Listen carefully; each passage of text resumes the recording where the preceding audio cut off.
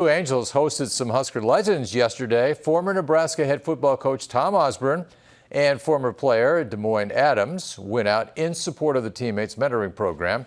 And Osborne stayed on the ground while Adams strapped in for the special flight.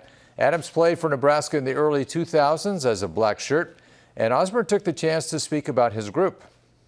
I used to be a pilot myself. Now I work with teammates, and we mentor about 10,000 kids in 5 states. Most of those are in Nebraska. And so we're trying real hard to recruit mentors. So anybody out there listening who wants to be a mentor, we'd love to have you. One, right here. One. Nice picture. Osborne started teammates in the 90s while he was head coach in Nebraska. The Blue Angels Guardians of Freedom Air Show will take place on Saturday and Sunday this weekend in Lincoln, and the event is free. Luckily, the weather will cooperate for them. It won't be so hot out there. Yeah. Good point.